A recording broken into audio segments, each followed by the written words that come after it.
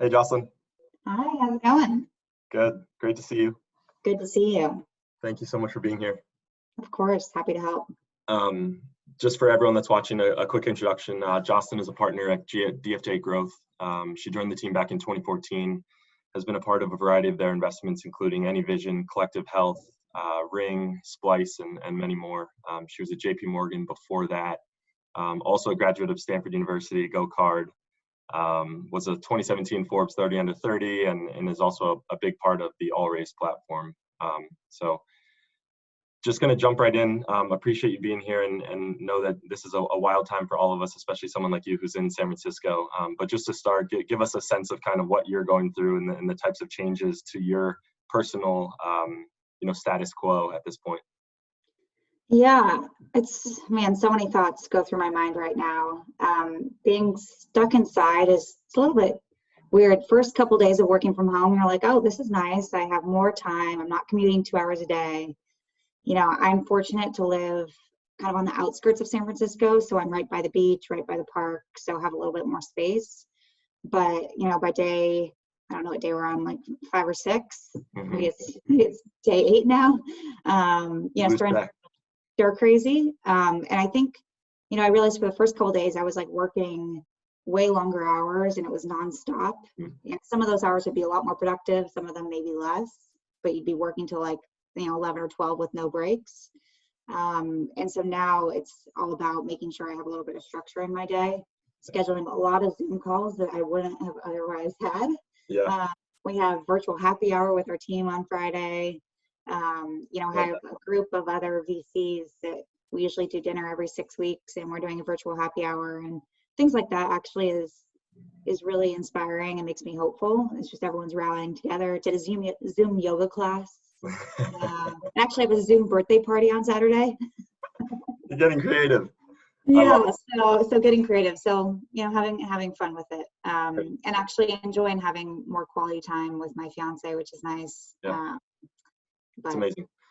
Let's talk just quickly about DFJ, some of the changes there. I mean, what was the communication to you? What are the things that hopefully will be sort of set in place to allow you guys to continue to either deploy capital or be smart in the sort of unforeseeable future?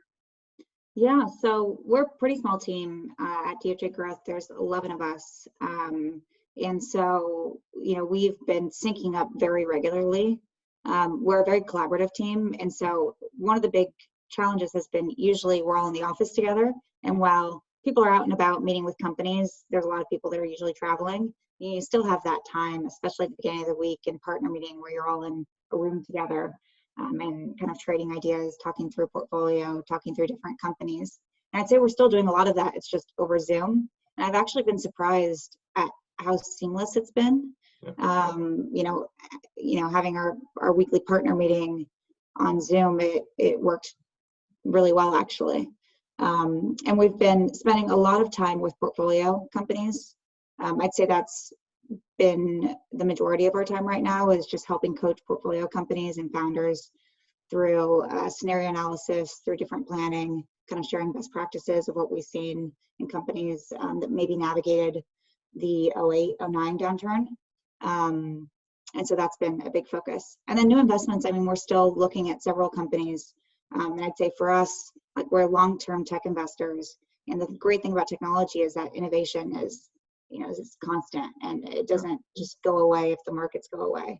And so for us, we're continuing to focus on, unique products and technologies that are going to, sustain a downturn and be well positioned to kind of break out as those category leaders, over the next couple of years.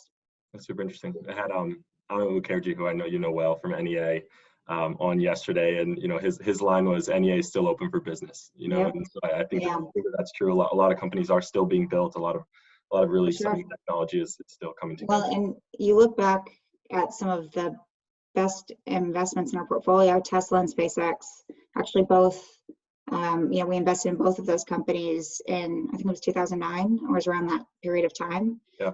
So a lot of great companies have been built through hard times, and you become more cash constrained, and that means that you're very focused on what your priorities are. Yeah. So Really interesting. Let's talk just a little bit about the messaging to portfolio companies. I've seen some examples already of restaurants, small businesses, e-commerce companies sort of forward selling things, so providing things at a discount to just sort of work through cash constraints. And so help me get a sense of best practices or some of the things that you're seeing your portfolios do well so far. yeah, I think first, so for us, for the last couple of weeks, we've actually been reaching out to all of our companies to help with contingency planning.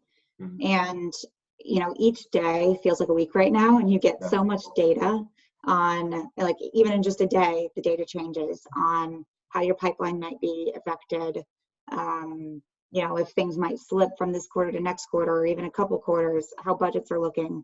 And so we're really helping our companies with sensitivity analysis on thinking through, okay, maybe your plan was one thing this year, a couple months ago, but it's likely going to be lower, and most companies are going to take a hit.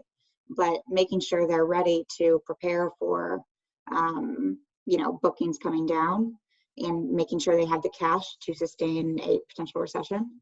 Yeah. I think is where we're helping them. Give me a sense, just your high level advice to a team that might have been in the middle of a fundraise right now. Do you try to just figure out cash? Do you try to close it as quick as you can without the terms that you wanted? What do you think are sort of best practices, or the things that we'll see over the next few months? Yeah, it's a good question. In the private markets, so I do all growth stage investing, and there's been a lot of growth capital over the last couple of years, right?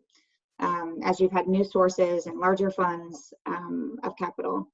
And that led to this rise in valuations and multiples that were really kind of unsustainable. And so I think companies that were maybe looking for a certain valuation of 30, 40, 50 times ARR, which is pretty wild.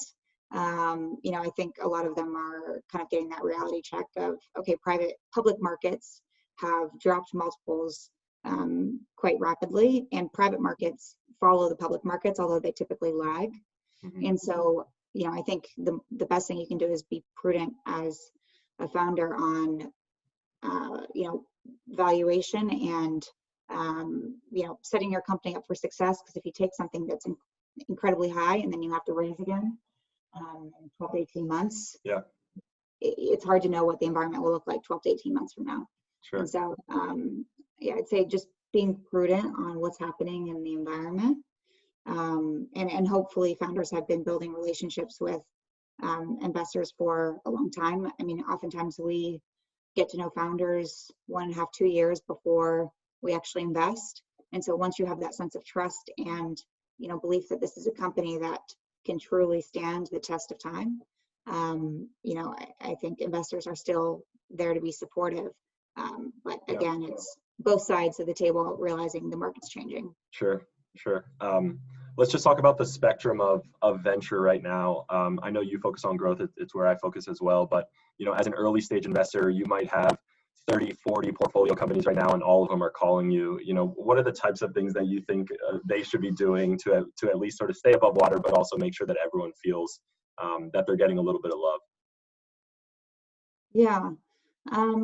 So I think first, as a board member, it's important to just reach out and be there to support and be an ear, because founders are going through a very difficult time right now, just because there's so much uncertainty on what the next month, 2 months, 6 months, year will look like and beyond that. So I think that's step one. I think step two is really getting a solid contingency plan in place. And again, this is something that we've been helping our companies several weeks back, before it looked like we were even going into recession, because having a solid plan up front is always better than being on your back foot when you realize, oh shit, our bookings are going to be down by X%. So doing that sensitivity analysis and taking, what we coach our companies on is take your low case, bring it down, and just see what your cash runway is going to look like. And then figuring out what are the things that can be taken off the table, maybe certain products that aren't necessary today that you could push out till next year. And so really just thinking through all of the different scenarios so that, companies can, survive.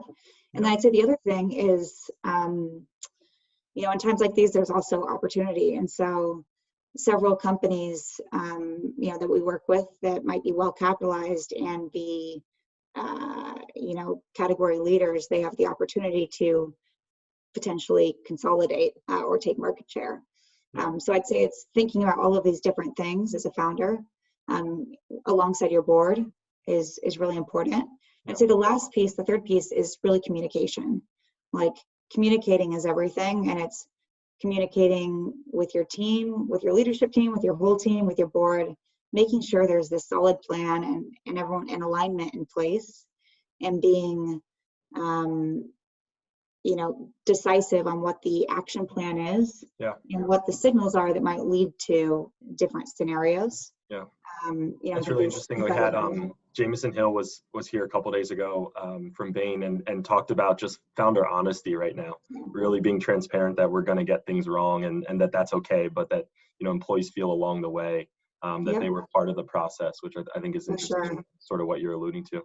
Yeah, and not every decision is going to be right.